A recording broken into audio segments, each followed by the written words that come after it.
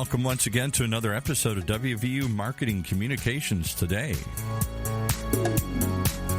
Coming to you live from the campus of West Virginia University, it's a syndicated show that sits squarely at the intersection of data-driven decision-making and modern marketing practices with the people who juggle that task every day, including our host here, Matthew Cummings. Hey, Matthew. Hi, Paul. How are you? I'm good.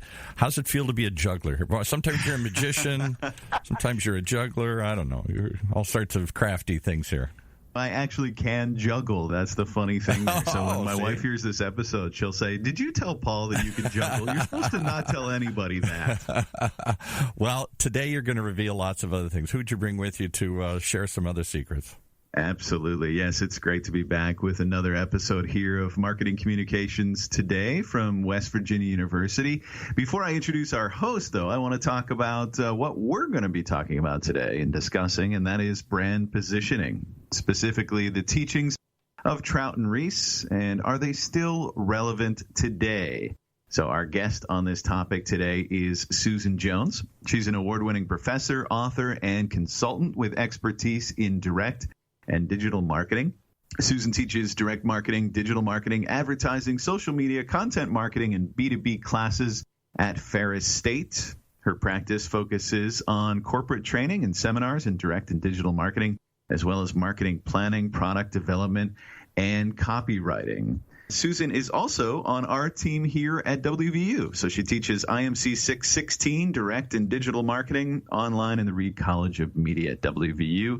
And Susan joins us today from Grand Rapids, Michigan. Thanks for being here, Susan. Hey, my pleasure. It's a very nippy time in Grand Rapids. Yes, I am also in a very cold area, so I can certainly relate. Polar vortex as well, huh? 'Tis the season. So many have read these books, obviously, right? So I wanted to level set here first. Can you tell us more about the philosophy of Trout and Ries as it was first presented a few decades ago now? Yeah. Their books came out in the 1980s, and each of the books was updated for the 20th anniversary, which was in the 2000s. The first book was called Positioning the Battle for Your Mind, and what Trout and Ries talked about makes a whole lot of sense. When we think about any product category, it could be something as simple as soft drinks or fast foods. As a consumer, we're asked to name how many we can think of in that category. It's usually no more than 7 names. Right. And in our minds, we put them in a little ladder. Usually people will say Coca-Cola for soft drinks first, even if that's not their favorite, because it's number 1, McDonald's for fast food, and then it goes down from there. But kind of the cool thing is that rung number 1 typically has 40% of the market share, so that would be like a McDonald's or a Coke. And then rungs 2 and 3 go down from there. After rungs 2 and 3, lucky if you get 5% market shares. If you look at the fast food industry, those lower rungs, they're not burgers. They're something else. They would be chicken, they would be tacos. And then the other book, Marketing Warfare, they talked about the fact that depending on where you are on those rungs, you want to have a different strategy. So if you're number 1, you're on the defense. You're sort of like a National Football League defensive player. Everybody's gunning for you, right? Yeah, they're gunning for you, but you're so big, you can fend them off. So that would be like McDonald's and Coke. And in the presentation I do on this, I have a picture of Coca-Cola and McDonald's. They're partners, so you get Coca-Cola products when you go to McDonald's. And then, of course, number 2, and this is not necessarily number 2 in all fast food, but the number 2 versus McDonald's would be Burger King, and they team up with Pepsi, which is the other number 2. So they're offensive. They're trying to knock off number 1. And a great example of where that actually happened was when Visa went up against American Express. Instead of just staying in the same realm with MasterCard, and they used the fact that they're accepted everywhere as their differentiating factor, and they actually knocked off American Express and became number 1.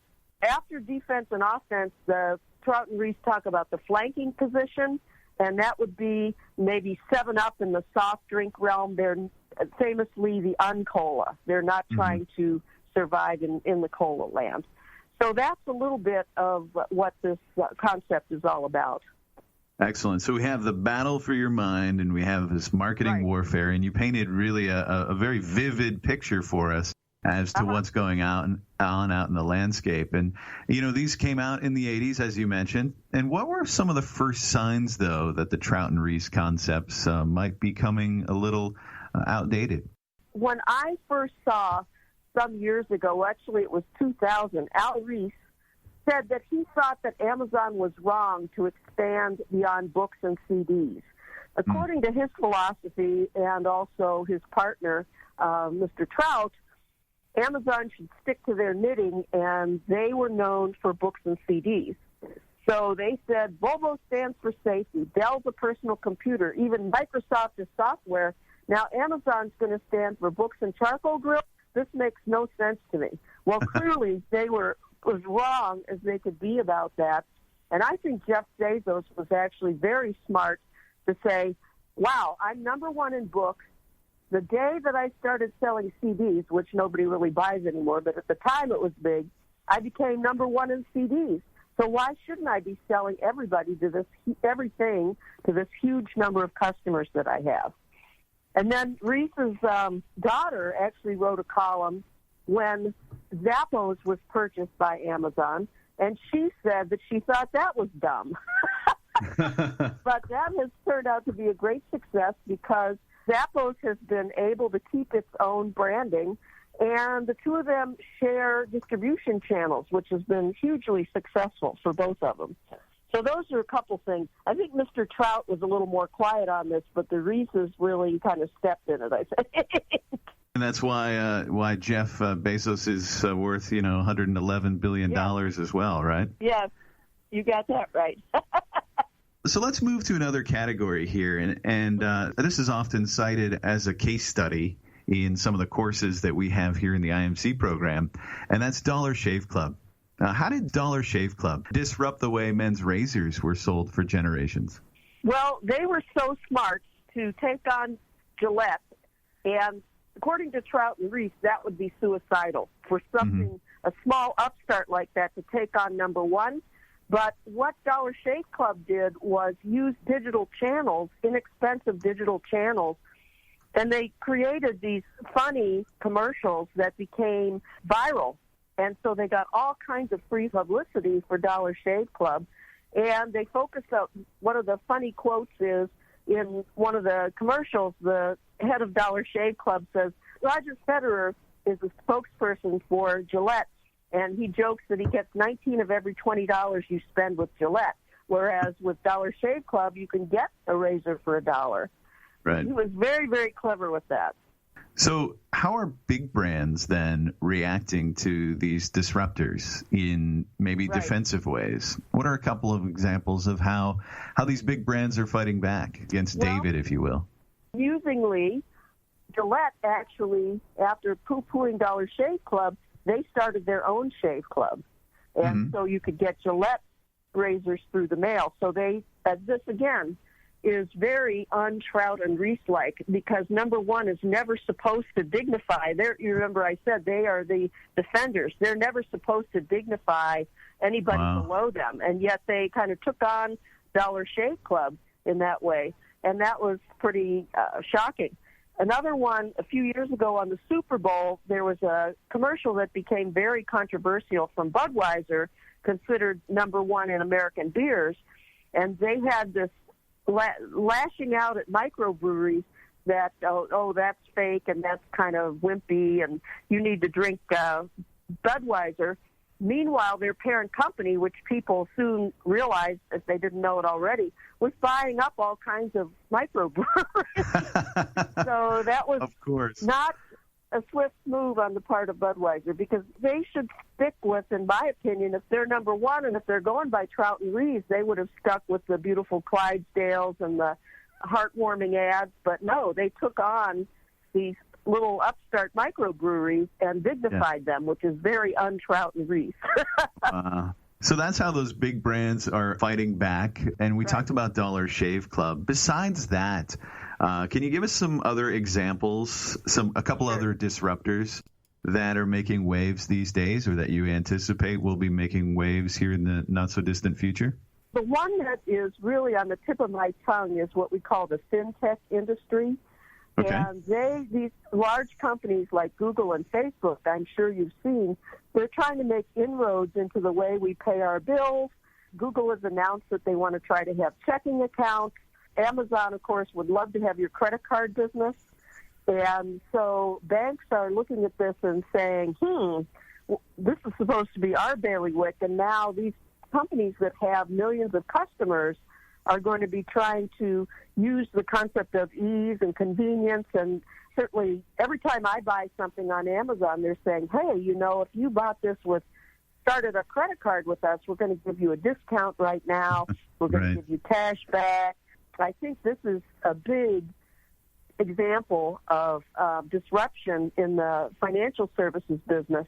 And I happen to be on the board of a bank in Michigan, and I noticed on the agenda of the Michigan Bankers Conference that's coming up in early December, there's a whole section on fintech and the impact of fintech and what we're going to do about it. Wow. So, in fact, this morning I was at a bank board meeting and this topic came up, and the president of the bank, the CEO of the bank, said, we are going to stay vigilant about that. It's sort of like if you can't beat them, join them, and we're going to be looking at how we might be able to partner with some fintechs because obviously they have this huge audience of people that are pretty loyal to them. Yeah, absolutely. On the other side of that, just think how much these companies know about us, the Googles, the Amazons of the world. I would suspect that at Facebook, too, that some people are going to be wary about this. Well, they know enough about me. I really don't want them to know how much I'm paid and where that money comes from and what I'm spending on my utility bills or whatever it might be. I think there is a question about that. So that's the first one that's really on the tip of my tongue. But another one that's quite obvious is Uber and Lyft, disrupting the traditional taxi and limo businesses. And it's become so big at certain airports, they've had to create a special place for these independent driving services to pick people up. Another thing that I think is important is I've gone to cities late at night, and there are no taxis there, but you can still call Uber and Lyft, and they will come. So it's a pleasant disruptor. It's also, in my experience, I use Uber as opposed to Lyft. It's cheaper than taxis. And the other thing is, the taxi business gets a little complacent. I've had taxi drivers in New York City that were on their phone the entire time I was in their cab. I had one a year or so ago that said the tip wasn't big enough, and he was just standing there with his hand out, So with Uber, you know how much you're going to pay before you even get into the vehicle, and tipping is optional. The Uber model has really made things easier for a lot of consumers. And I'm a baby boomer. I'm not a kid, but all my friends are using Uber, too. And, in fact, some of them were using it before I was. So it's not just for younger people. But then when we think about disruption, what's going to happen now to all the Uber drivers in the foreseeable future? We're going to have driverless cars. So the disruptor is going to be disrupted again, which is kind of fascinating. Wow. Just another example of that, Airbnb and the other home-sharing services are really disrupting the hotel business, where people are buying properties just to list on Airbnb. I knew somebody when I was teaching abroad that was staying in a beautiful apartment, and I said, how'd you get this great apartment? And they said, well, we knew this person from Airbnb, and when she gets a good tenant like us for a month, she moves out and lives with her daughter. She gets all this money. A lot of people can be a hotel these days. And then I don't want to get too far into this, but disrupting the grocery business, the Blue Aprons and other companies that are giving you exactly what you need to cook dinner for people that they get sick of doing takeout. They want something fresher. So that's another disruptor. I mean, we got a million of them, right, Matthew?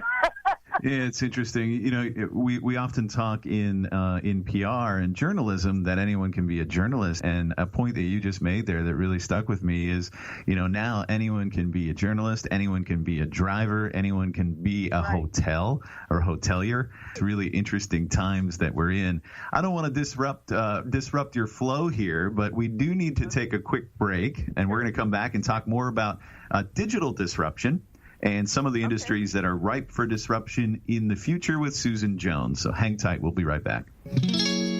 All right. Well, there is a place for disruption. It's called West Virginia University's Online Data Marketing Communications Program. It's the first of its kind in the country, and it's something you can find out very easily about today if you simply go visit them at dmc.wvu.edu. If you do that, you're going to find that they focus on strategic thinking, critical problem solving, and informed decision making. The Data Marketing Communications Program at West Virginia University is a place that you can go and prepare for your career by learning innovative tactics from award-winning faculty like those we're featuring today here. So if you want to learn more, it's just those 9 letters, DMC for Data Marketing Communications, dmc.wvu.edu.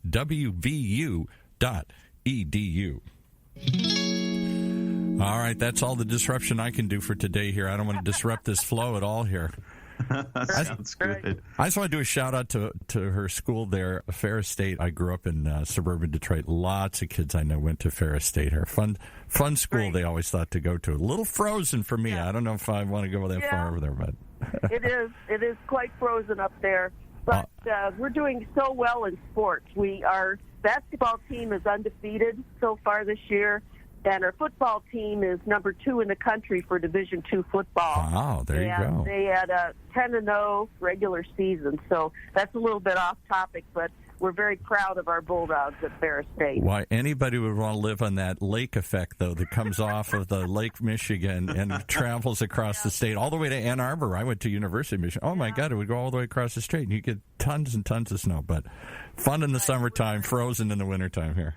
Yeah, exactly. You just get used to it. I guess so. But, while we're talking about education, talk about disruption in education, and our very program that you and I teach in is a disruptor because people are so excited by the opportunity to study online. And at my school at Ferris State, we're even going to have 2 virtual reality classes in the College of Business next semester, which should be absolutely fascinating. Everybody gets their own avatar, and they go to class in a virtual world.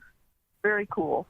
And, beyond the convenience of that, though, it's bringing those diverse perspectives from all around the country to the table. Yeah, it really brings about some really rich discussions from people that are doing things at major brands all around the country, all around the world for that matter. So let's talk digital disruption. And so do digital disruptors tend to stay with niche promotional methods like social media and video, or do they expand more into more traditional mass media as they grow? Another example of that, I would say, is the Bombas socks, which started out small, and maybe you've heard they're in radio now quite a bit. They're doing a lot of radio, yeah. And one of their ads is one partner said, "Why would you get a tattoo that you didn't really want?" And the other partner says, "I promised I would get a tattoo when we sold 1 million pairs of socks and gave away 1 million." And I think they're up to 20 million pairs of socks now. So they are. Does he have 20 tattoos? Yeah, well, I don't think. I think he just promised to do the one. Yeah, but that's his partner should have made him do that. At least have hash marks, right? Yeah. If you look at Dollar Shave Club, they started out with kind of a, what would you say, kind of a guerrilla marketing. Yeah, pretty content focused at first, especially with that opening video that they did. Right. Trying to go viral and get the word of mouth going. But later on, they started to actually do TV ads where they show some poor soul trying to buy razor blades at a store where they had to find somebody to open the case, and it was just a pain in the neck as opposed to going out to your mailbox and there's your blades. Yes, they do. As they get more money, they tend to go more mass, and then that helps them grow even faster. Yes. Right. And then they become the giants over time. Right. And that's another thing. It's a little bit off topic, but the younger generation just loves to say that they're doing good, like they buy Bombas or they buy Tom's shoes, many different product categories where you buy something and then you give something just by doing that. And it's kind of an easy way to feel good that you're helping somebody without having to spend a whole lot of time on it. Right. So that's another thing we're seeing a lot of. That's their key differentiator in many ways.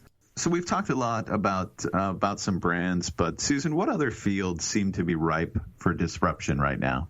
So I think it's already happening in retailing, where we're seeing so many the old line stores either going bankrupt or cutting back, and that's because I don't know about you, Matthew, but I usually will say, oh, I need something. I'm going to look on Amazon, and now Amazon can get it to me overnight usually, or 2 days at the most.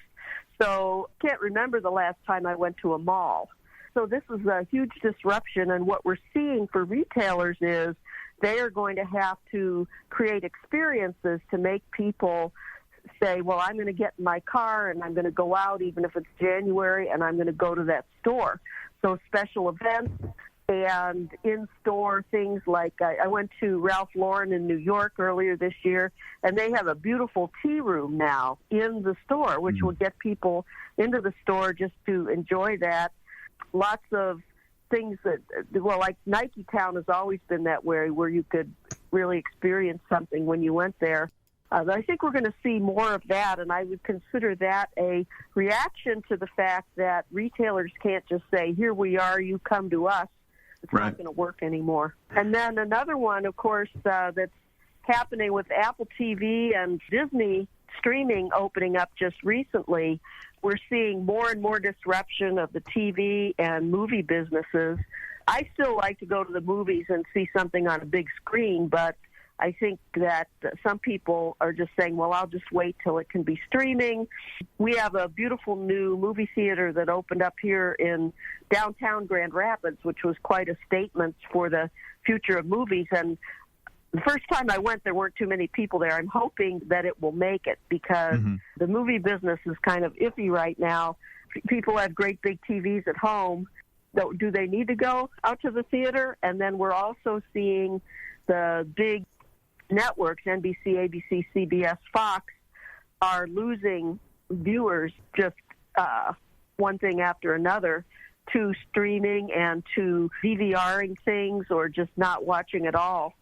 So those are some other disruptions that we're really kind of in the middle of that. And I'm really going to be interested to see what kind of disruptions are on the horizon. It just takes a clever person to say, we could do this a different way, couldn't we?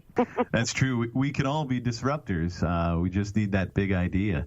Yep, we have time for just one more question, Susan, and I want to bring this back to the consumer. Disruption, in your opinion, does it benefit the consumers? I mean, we've really talked about brands that have grown from nothing into multi-million-dollar or even billion-dollar brands when you talk Zappos and others. Is it a benefit to consumers, or is this disruption more of a negative for them? Well, I think overall it is a benefit, because it's largely about convenience, the convenience of having things delivered to your home, the convenience of having something come to you from a company like Blue Apron, where you don't have to go out to the grocery store and buy things you're not going to use, the convenience of being able to call an Uber in a place where there are not a whole lot of cabs, whatever it might be. It's convenience, and also sometimes it's a lower price, which I think consumers love. And then from the retail standpoint, retailers have to take another look at themselves and not be so just, well, here's the product, you come and get it, but give people a real reason to come in. I think consumers will love that. So there's definitely reasons that these brands were able to come in and disrupt these categories. So it's all based on consumers' needs and wants.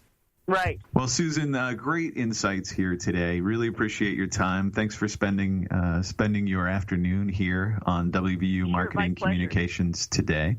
And thank you as well for listening to our program here from West Virginia University. I hope you found today's episode as informative as I have. And until next time, take care. You've been listening to WVU Marketing Communications Today, brought to you live from West Virginia University, a bi-weekly program that sits at the intersection of data-driven decision-making and marketing practice, only on the Funnel Radio Network, for at-work listeners like you.